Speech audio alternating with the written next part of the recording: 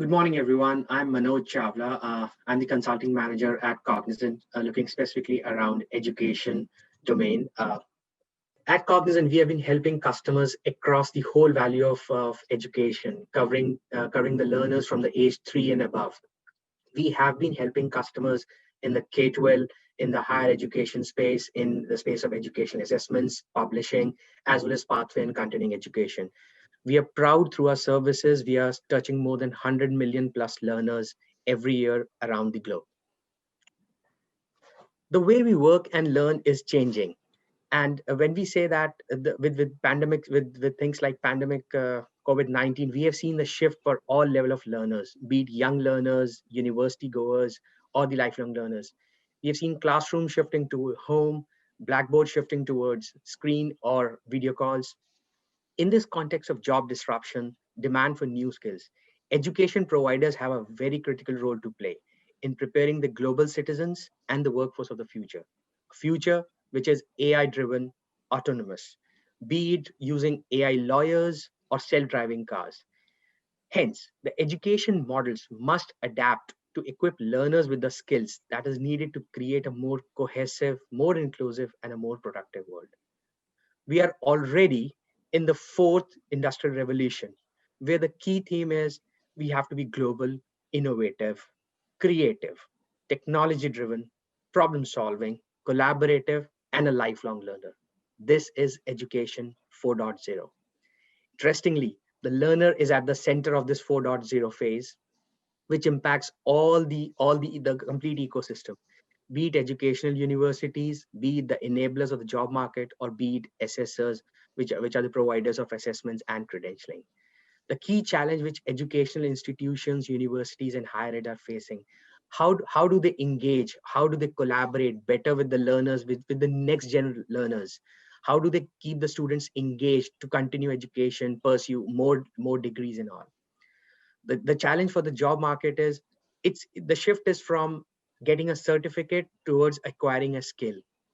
For assessors, the key challenge here is with the new breed of learners coming in, different attention spans, variety of formats, timing of learning, and the frequency of everything changing around it. So how do we keep the learner connected and engaged? And the whole focus is learning towards learner centricity. Having said that, can you move to the next slide, please? Thank you. The learner experience is at the center of this whole ecosystem, an ecosystem which is technology driven, where technology resides at the heart of this transformation journey. All offerings are learner focused, have to be simplified, and always future ready. When we say that, it's about being personalized. Like areas like improving learning outcomes, where personalized learning platforms help carve the learning paths for an individual, helping them focus on their based on their learning patterns, based on their past achievements, being more adaptive, predictive. From assessment perspective, how the way content is consumed by the learners.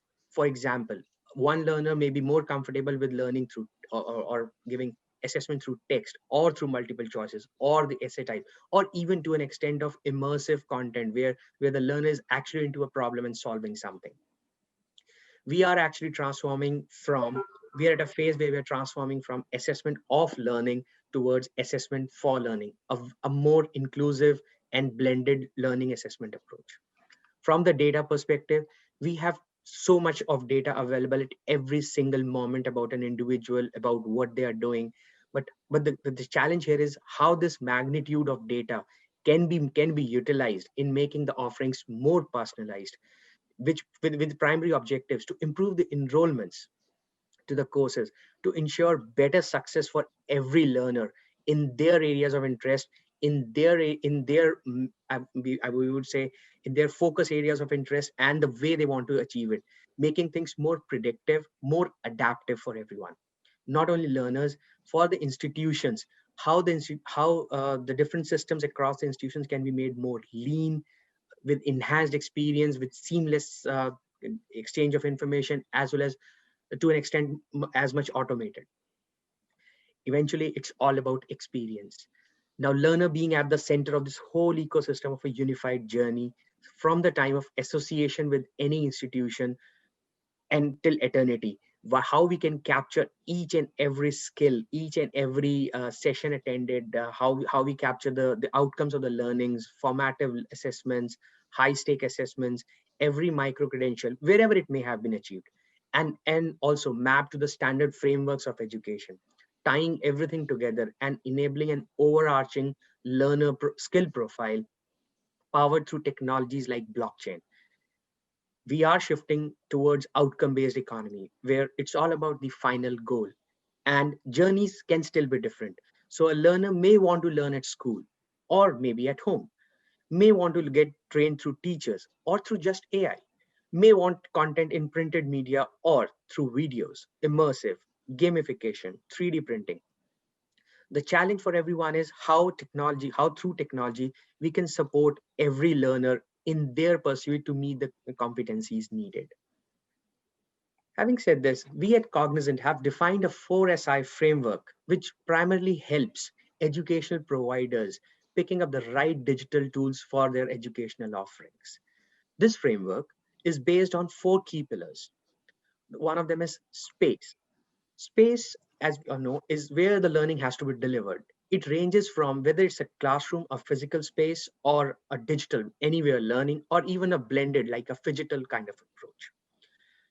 Schedule, when the learning is delivered. Is it about a fixed schedule of 45 minutes to 60 minutes classroom, or it's about a self-paced anytime learning?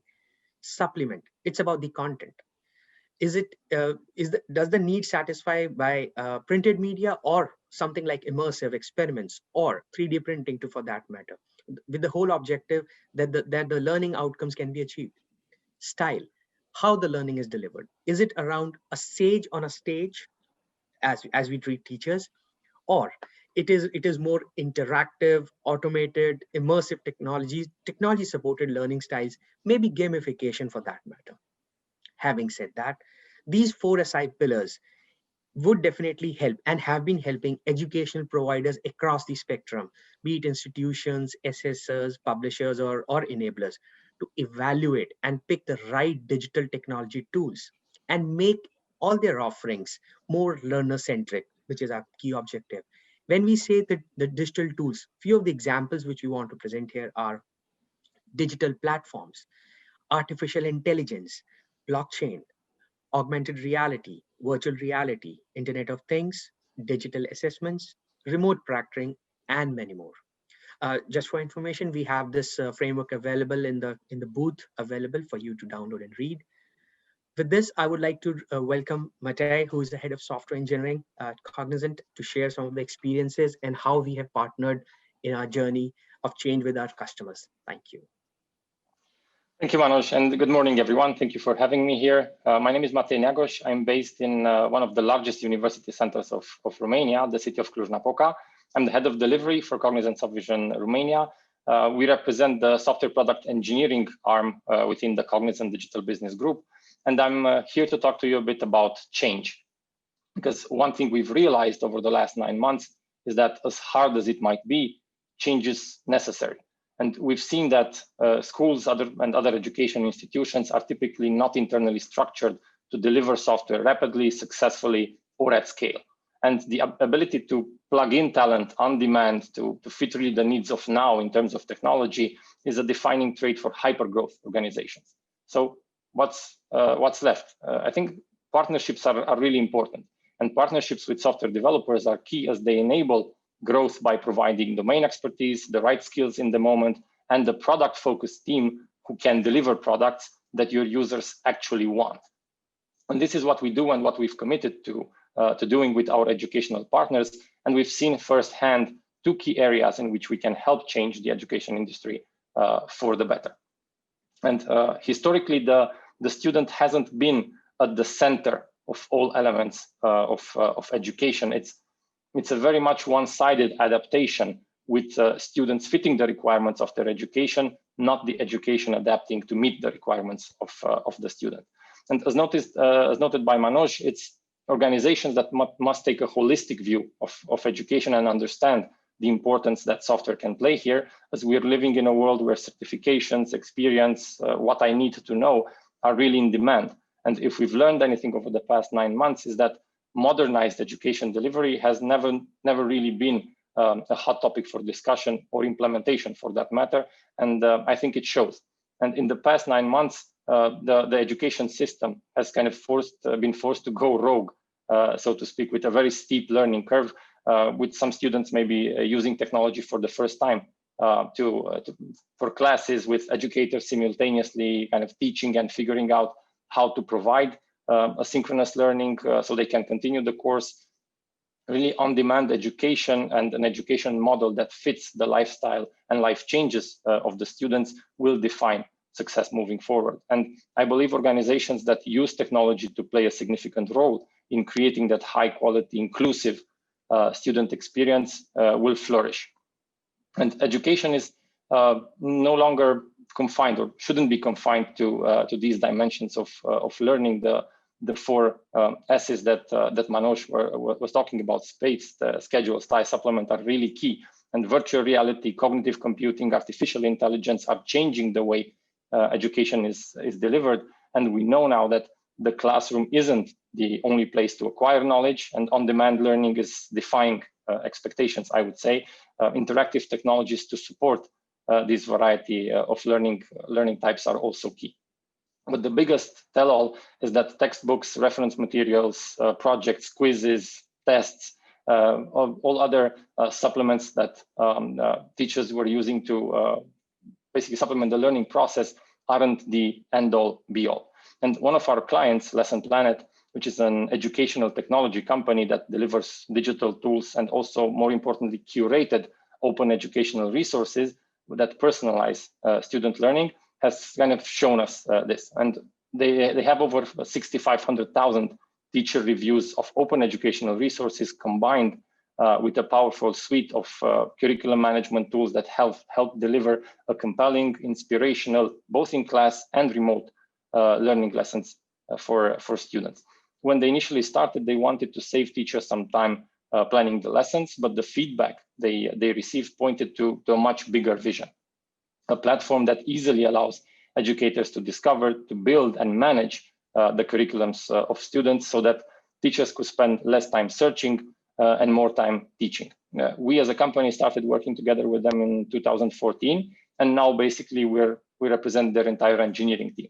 And with the onset of COVID-19, we accelerated kind of new functionalities for parents and students as well on the platform, but other areas that we explored, for instance, are machine learning, where we explored how we can curate resources faster, and we don't have to go manually through them, for instance, by subject, whether it's math, it's history, etc.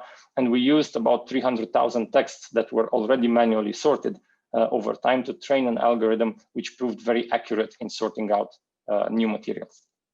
Now, during COVID in the US, actually entire districts turned to this platform in an aim to rethink the teacher experience and how they deliver the lessons, really inching closer and closer to that learner centricity that's needed for us in order to evolve.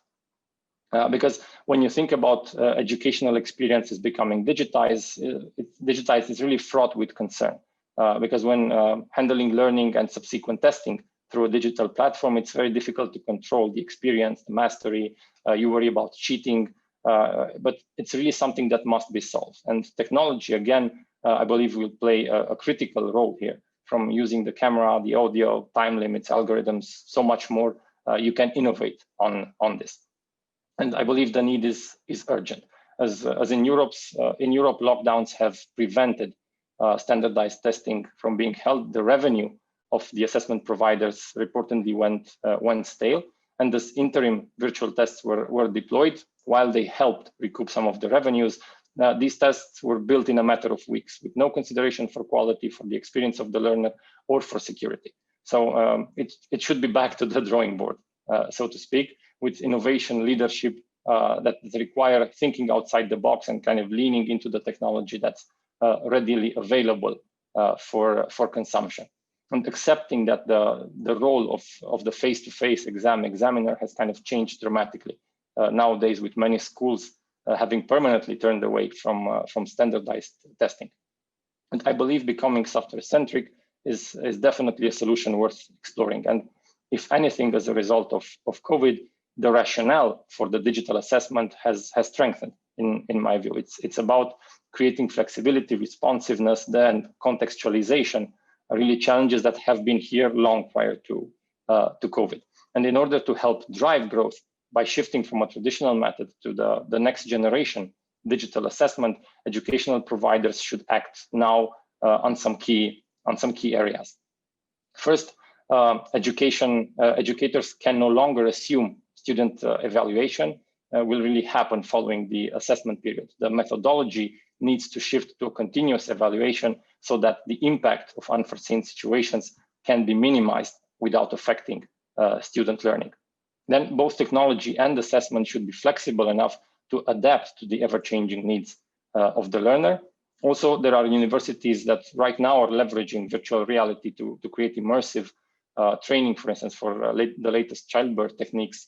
There is hands-on simulated training for robotics, electronics, automation, is helping to plan, design, and train the automated processes of our future manufacturing systems, really helping to reshape what learning looks like. And last, there's been a growing need for online ways of delivering the student assessment, and COVID just pushed us to the brink of that. And a great example of this would be one of the most popular college entrance exams in the United States. They wanted to build a custom digital platform that would completely transform the test they experience for the administrators. We've been working with them for a couple of years now on various features that would innovate and provide a more robust, holistic offering with pre-test planning processes, management of the actual test day, complete post-test set of processes, all of this digital. And after COVID hit, we accelerated the efforts that we were doing in two areas. One was to try to make the classroom testing safer, if it could be possible, leveraging augmented reality to allow the admins to use the tablets to see who's sitting where, facial recognition technology that kind of would help people conform to the socially distance standards and make the check-in process also more efficient. And secondly, and I believe more importantly, we accelerated timelines for the remote testing part. Obviously, security and integrity of the results are the biggest concern. And we wanted to explore how we can improve the validity of the remote testing. And we came up with an AI-powered solution that leverages the devices that are used for testing, the tablets, to validate the tester's behavior. From eye gaze to background noise, we tried transcribing the voice, if it was heard, the movement of the device, kind of making sure the tester is always in view of the device he's looking at. And all of this, these give a score at the end on whether some foul play could be determined or not. And this actually was an 8-week project, so it was extremely quick. And we got the client extremely excited because they were wrestling with this internally for years now.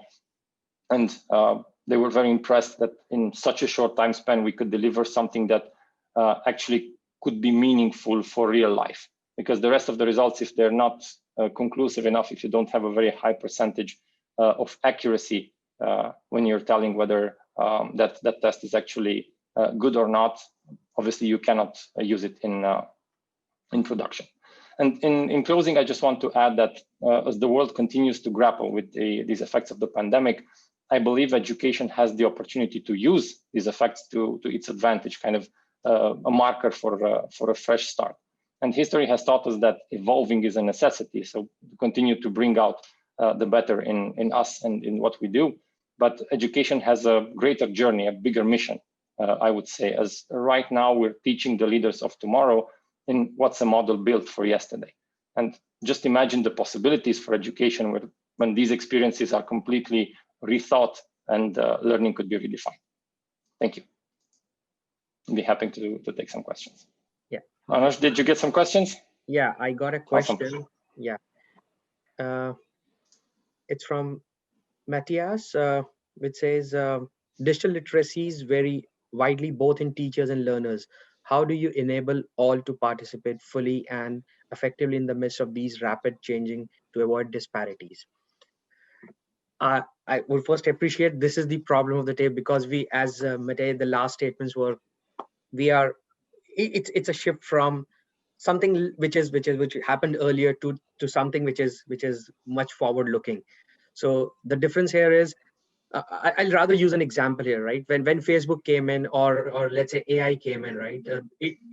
Everything will have its little adaptability or time to absorb. Similar would be the transition curve for any education technology as well. Uh, we feel, as we said, right, the collaborativeness and cohesiveness is a key. So it's more about openness and collaboration. It won't be limited. So digital literacy is a big issue in terms of it needs training. So uh, in terms of training, it's becoming lifelong learning, even for the tutors or trainers, I would say. And how we can help them upskill, how we can help them uh, adapt new technologies, that's one. And how, when we talk about upskilling, the programs that are curated which are more aligned towards the behavior of the learners. uh, let's use a small example. Kids of today, of year 5, I would say year 3, they are learning through something which is so gamified. They are inside a game and playing with it, and then learning basics like a language learning, or simple mathematics addition. Now this involves connectivity at both ends. While learners would enjoy it, but we also need to train the teachers that or the curators of the program, that how they can play around and create those courses which is more engaging. Because the efficacy of learning would come with this kind of amalgamation, is how we feel. And I would say the word digital literacy starts with digital, and I think Mete gave an example where we help our customers in their curation of courses, right? So it's about the platform that we offer, that should have the capability to to provide efficient resources, easy or simplified resources, even to the teachers, to curate those programs for their learners. But you want to refer something around that example where we have tutors to curate the content? Maybe that can help a little. I think a lot of what you said makes sense. But I would just add here that while let's say people don't struggle with technology, actually building software that makes sense requires a different mindset, and kind of organizations in general struggle with a lack of structure to deliver software. Then you want to buy something off the shelf for what might be a custom process of yours, and it usually doesn't cater to a sufficient percentage of what you need. So then adoption is slow, if at all. If not non-existent. Then you decide to partner with a software company, and you maybe realize that you're not equipped, you don't understand the software development process enough, and you need to let yourself be taught about that so you can efficiently build software together. So I think that's the one thing I would add. If you end up in that space while you understand very well the product that you want to build or the functionalities that you need, you need to let go and be guided in that journey in order to be as effective as possible in the results.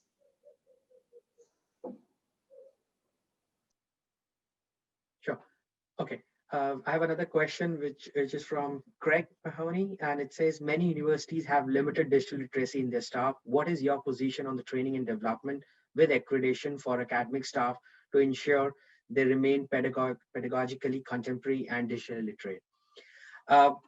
Correct. To answer your question, I would start a slight detour, right? Even when we said about lifelong learning, so when we said learner centricity, now the trainers or the staff also become learners here. It's about the lifelong learning and competency building. How, as a technology provider or a consulting provider, we can help is, we can help carve out the learning path for those trainers or the people who need that. And everyone will have their different needs. Everyone would have their different preferences of learning. So exactly what all we said for learners, now in the context here is changing from young learners, or if you treat someone below 20 or 25 years age, to people who are actually training, who have the content knowledge, but what they need is the upskilling on the areas of digital literacy. So we can definitely help curate programs for them.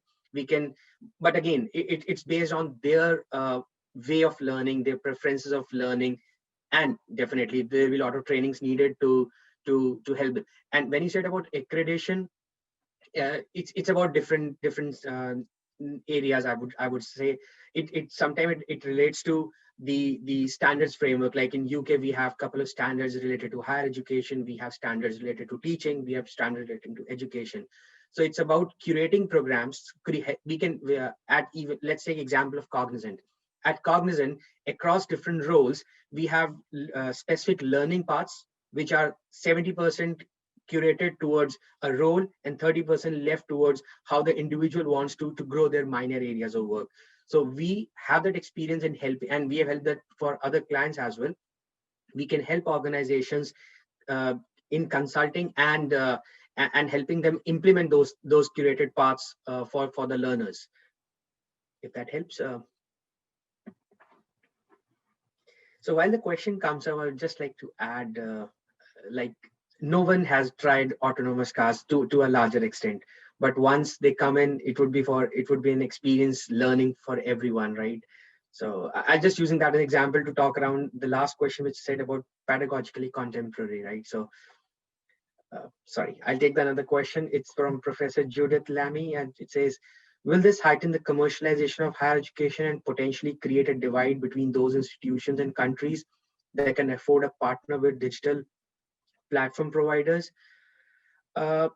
Judy, I would say this is more around policy framework, as well as to an extent, okay, to answer the different pieces here, right? It says, will it heighten the commercialization of higher education?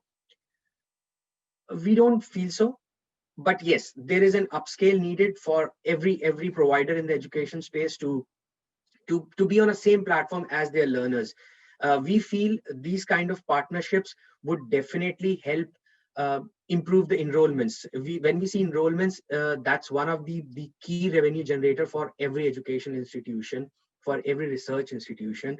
So with more digital, more connected to your learners, that helps, that enhances the opportunity to attract more learners, or I would say students, improve enrollments. And if I talk about specific geographies where, or let's say, when we talk about micro credentials, a university has a key offering, or institution has a key offering, they can definitely scale to the larger world, offered through MOOCs or offered through other platforms. We can help those collaborations, and this would definitely help revenue generation. And there's always an entry barrier, right?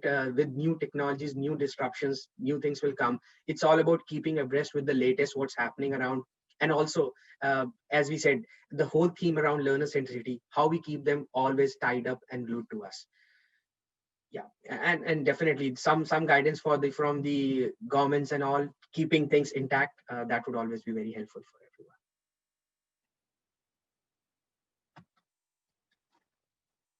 Yeah.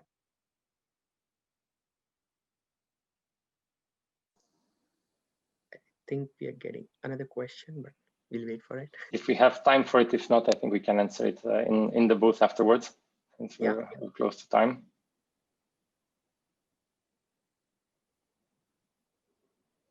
Yeah, we're close to time, and is we can answer any question. We are available for you to answer on the chat, and really appreciate all the time and effort for everyone who attended us. And yeah, thank you. Thank you very much for having us.